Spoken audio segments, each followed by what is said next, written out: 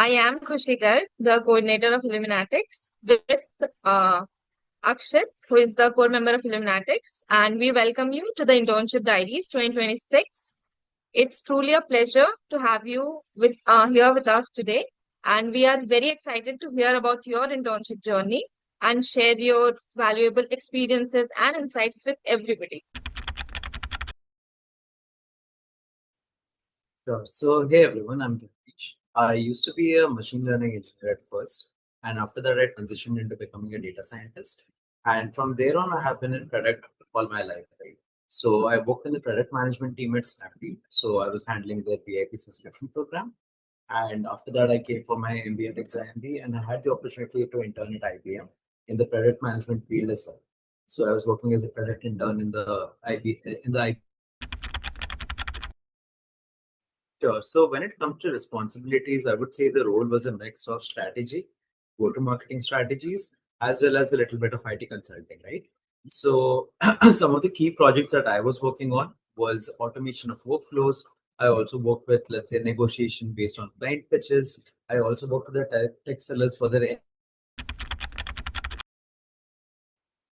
Sure. So there are basically two aspects to it. One is something that you get in a classroom, something, and the second is the one that you don't get in a classroom, right? And the second one is, I think, one of the most impactful ones. So I'll just jump into that first. So one of the key things that you'll observe at XIMB is your batch is consisting of a variety of folks who come from different domains, right?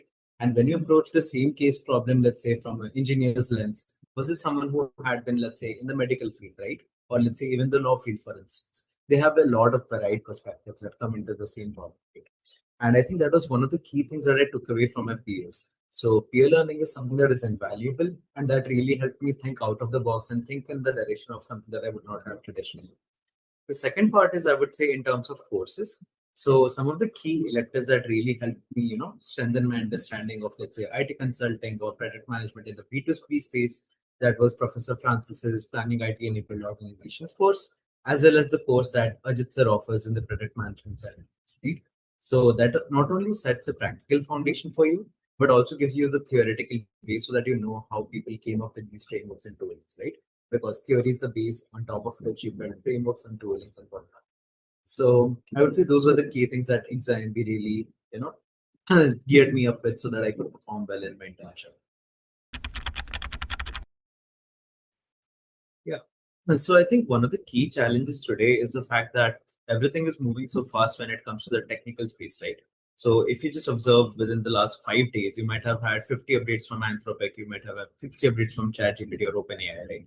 And you need to be on top of everything so that you actually understand what goes in the world today, right? And this is where one of the most important soft skills come up in the MBA domain, that is adaptability, right? If you're an adaptable person and you have the adaptability characteristic that you can jump in on a problem and adapt to the current circumstances to understand what's working, what's not working, what do I do about this, right? So that is something that is invaluable, and adaptability will help you face any challenge that comes up. So in the tech space, it is obviously keeping up with things, and being adaptable lets you, be on top of things as they come up and as they go on. So yeah. So, in terms of biggest contribution, right? So, this is a fascinating one because you have to measure the impact, right? And that's what we project managers do. We measure everything by impact, cost, and effort. So, I would say the most impactful thing that I could work on is, so one of our key clients was working with SAP on their ERP side of things, and they wanted to basically focus on how do we integrate IBM's OMS with our own suite, right? So, just figuring out the technical architecture as to how does this integration happen, also how do you go about the negotiation deck with them, right? How do you basically convince them that they take it from you and not from your partners, right? Or let's say any of your competitors for that matter, right? So preparing that and understanding the nuances that are not just technical but also people, or let's say a social perspective, is something that was a bit of a challenge and a good understanding for me. Um, I would say when it comes to the product management or let's say the IT consultancy space, right? There's something that we call as a T-shaped skill, right? So what does this T-shaped skill tell us is basically the fact that you have to have a broad understanding on let's say 5 to 6 different domains, but you have to have your expertise in one single part of it, right? That's your T that we call it, right? And for me, the T was consumer behavior, right? And what I would say is one of the key skills when it comes to, let's say, the soft skill side of things that is grossly underrated today is negotiation and persuasion, right?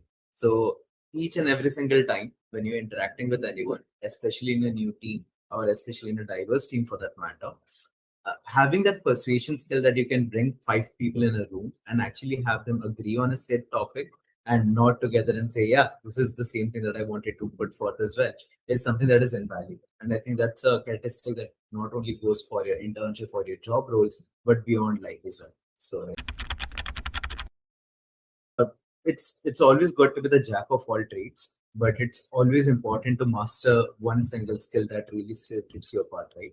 And if you do not have the skill that you have mastered, where you are like, okay, if I stand on this ground, on this domain, there's no one that exists in the world that I could converse with or basically be on toes with, right?